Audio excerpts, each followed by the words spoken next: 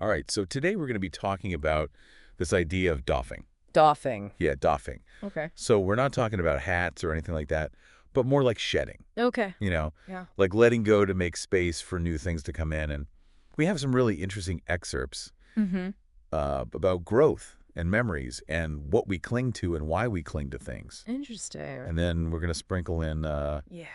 some wisdom from the artist Linda Jo Hunter. Okay. I like her work. Yeah, she's great. So I guess the mission for this deep dive is to try to figure out how we balance practicality with sentimentality when we're deciding what to keep and what to get rid of. Yeah. I think that tension is definitely something we all deal with. Totally. Yeah. So our source jumps right into it and says, you should just stick with what you have until it's completely worn out, Okay. unless there's like a really urgent need to replace it, Mm. you know? Yep. Like that old saying, if it ain't broke, don't fix it. Yeah. Makes sense to me. What are your thoughts on that? Well, yeah. I mean, it makes a lot of sense from a practical standpoint. Right. It's efficient. It reduces waste. Right. But then our source is quick to point out that sometimes sentimental value can override that practicality completely. Oh, absolutely. Like for me, I'm thinking about my dad's old record player. Mm-hmm.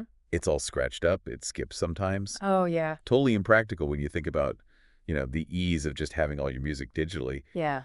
But I could never get rid of it. It's like a portal to my childhood. Yeah. All those memories of listening to music with him. Oh. What about you? Do you have any objects like that? Oh, yeah, for sure. I have this hand-stitched quilt that my grandmother made. Wow.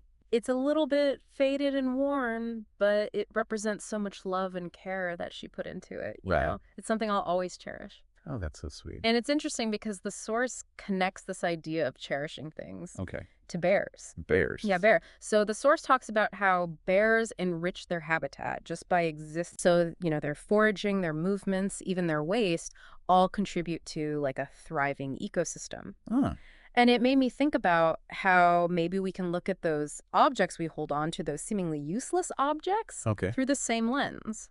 Oh, Like maybe they're enriching our own personal landscapes in ways that we don't always think about or even recognize. That's such an interesting way to think about it. Yeah. And that reminds me of a quote that we have from Linda Jo Hunter. Okay.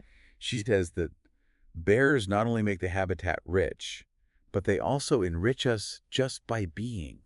I love that. Isn't that great? Yeah, it's beautiful. It's like she's saying their value goes way beyond just their practical use. Exactly. It's like got she's it. challenging us to really consider all these other forms of enrichment that maybe aren't so obvious, Like those objects or those memories or even relationships that might seem useless on the surface, but actually contribute so much to the richness of our lives in ways we might not even realize. So it's like we're not just talking about physical doffing, but maybe like a mental doffing too. Yeah, I think that's a great way to put it. Like letting go of the idea that everything has to have an immediate practical purpose. Totally. Yeah. I think that's a great point to end on. Okay. It's all about recognizing that value in things that maybe isn't immediately apparent. Yeah.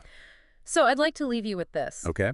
What are some of the other ways that we can experience this type of enrichment in our lives? Like, what seemingly insignificant things could be objects, connections, even ways of thinking Okay. that are enriching your life in ways you haven't fully appreciated? Yeah. Think about that. That's something to really think about. Yeah, it might just lead you to some really fascinating discoveries.